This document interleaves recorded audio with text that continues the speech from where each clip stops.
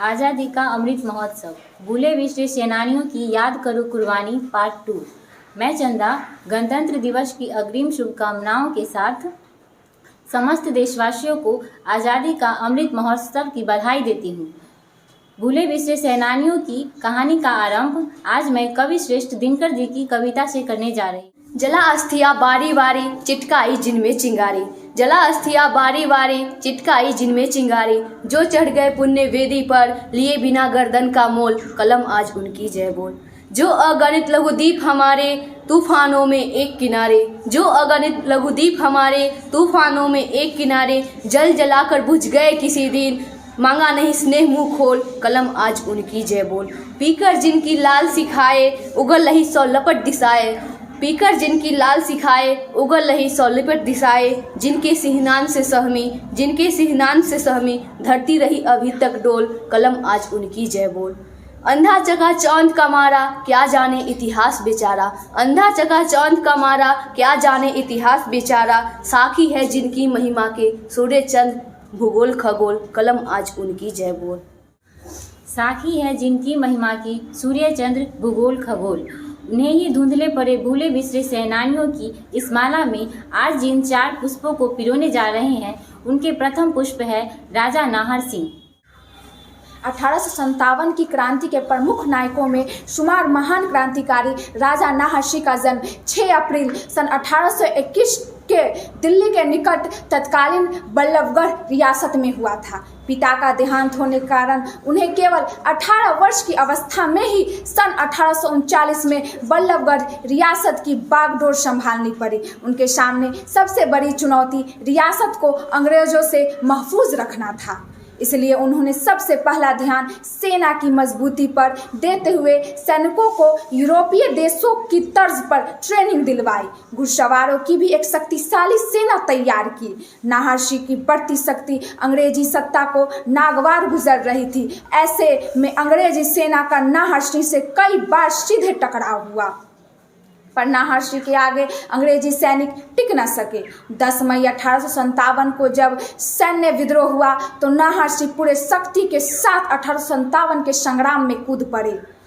क्रांतिकारियों दिल्ली पर कब्जा कर बहादुर शाह जफर को सम्राट घोषित कर दिया। राजा नाहर सिंह उनके अग्रणी रक्षक और सलाहकार बन गए। अंग्रेज दिल्ली को फिर से हासिल करने की योजना बनाने लगे। दिल्ली के दक्षिण पूरब में राजा नाहर सिंह की मजबूत मोर्चाबंदी थी। वहां से अंग्रेजी सेना दिल्ली पर हमला करने की हिम्मत नहीं कर सकी। राजा नाहर सिंह दिल्ली में थे और अंग्रेजों ने कूटनीतिक चाल चलते हुए बल्लभगढ़ पर बड़ा हमला बोल दिया।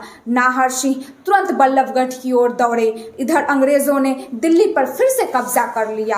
बल्लभगढ़ में अंग्रेजी फौज और नाहर सिंह के बीच भयानक युद्ध हुआ, जिसमें अंग्रेजी सेना का भारी नुकसान हुआ। अंग्रेजी सेना को अपनी हार साफ दिखाई दे रही थी। उन्होंने नाहर सिंह को फंसाने के लिए एक चाल चलते हुए युद्ध रोक दिया और संधि का प्रतीक सफेद झंडा लहरा दिया। नाहर सिंह ने भी युद्ध बंद कर दिए।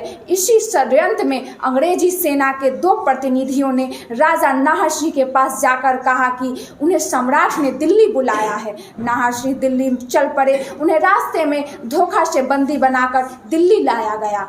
दिल्ली में अंग्रेज अफसर मेजर हडसन ने उनसे झुक जाने और अंग्रेज सत्ता से हाथ मिला लेने के लिए कहा। नाहर सिंह मातृभूमि के शत्रुओं के आगे नहीं झुके।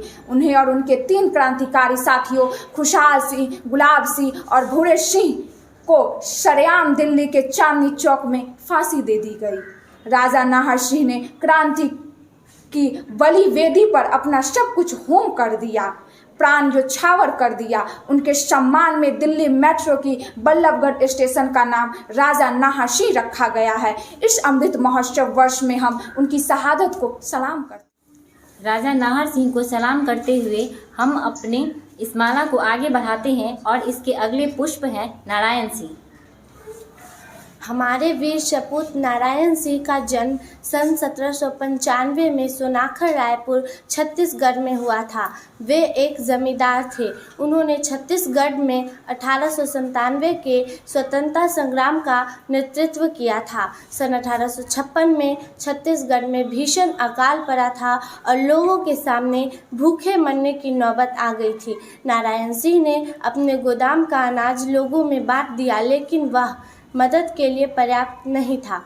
उन्होंने एक व्यापारी से अनाज की मांग की, लेकिन उसने उनका आग्रह ठुकरा दिया। इस पर नारायण सिंह ने गोदाम लूटकर निर्धन लोगों में बांट दिया। अंग्रेजों ने उन्हें अनाज गोदाम लूटने के आरोप में गिरफ्तार कर यूरोप जेल में डाल दिया। सन 1857 में सोनाखर पहुंचकर उन्होंने 500 लोगों की एक सेना का गठन किया। इस सेना के दमन के लिए अंग्रेज लेफ्टिनेंट स्मिथ के नेतृत्व में ब्रिटिश का एक शक्तिशाली दस्ता सोनाखर पहुंचा।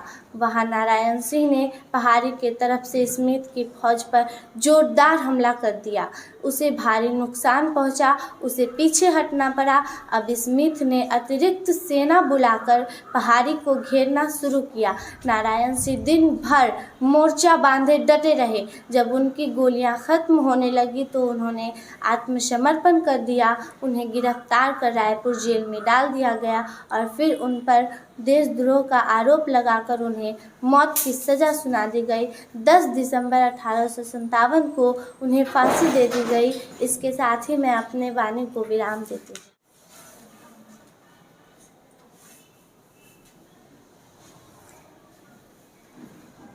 एक भूल को सुधार करते हुए मैं कुछ बताना चाहती हूँ कि नारायण सिंह 1857 के विद्रोह में भाग लिए थे। 16 पुष्पों की इस माला में हमारे 7वें और आज के तीसरे पुष्प हैं मनीराम देवन। मनीराम देवन का जन्म 17 अप्रैल 1806 ईस्वी को रंगपुर, असम, वर्तमान में बांग्लादेश में पड़ता है, हुआ था। उनकी गिनती असम के महान स्वतंत्रता सेनानियों में होती है।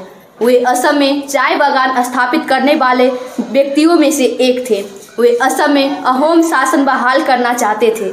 उन्होंने भारत के प्रथम स्वतंत्रता संग्राम में भाग लेते हुए पियाली बरुआ जैसे कुछ युवाओं के साथ मिलकर अंग्रेजों को अपने क्षेत्र से खदेड़ने की योजना बनाई, परंतु उनकी योजना का पता चल गया और वो अन्य नेताओं के साथ उन्हें भी गिरफ्तार कर लिया गया। ब्रिटिश सत्ता विरोधी षड्यंत्र की योजना बनाने के दोष में उन्हें पियाली बरुआ के साथ 26 फरवरी 1858 को जोरहट जेल में फांसी दे दी गई। भूले बिछड़े सेनानियों की याद करो कुर्बानी माला का 8वां और इस कड़ी का अंतिम पुष्प है टंट्या भील। टंट्या भील का जन्म 1840 ईस्वी के लगभग मध्य प्रदेश के खंडवा में हुआ था। उनका असली नाम टंट्या भील था। वे अंग्रेजों का धन लूटकर गरीबों में बांट देते थे। अंग्रेजों ने उन्हें इंडियन रॉबिन हुड नाम दिया था। तात्या टोपे ने उनकी वीरता और साहस से प्रभावित होकर उन्हें गुरिल्ला युद्ध सिखाया था। उन्होंने अंग्रेजों द्वारा गरीब आदिवासियों के किए जाने वाले शोषण के खिलाफ आवाज़ उठाई थी। गरीब आदिवासी उन्हें अपना मसीहा समझते थे। टंट्या भील ने गरीबी अमीरी का भेद मिटाने के लिए आजीवन संघर्ष किया। वे आदिवासी समुदाय के बीच मामा के रूप में भी जाने लगे। सन 1857 से 1859 के बीच उन्होंने अपने गुरिल्ला युद्ध से अंग्रेजों की नाक में दम कर दिया था। उन्हें सभी जानवरों की बोलियां आती थी।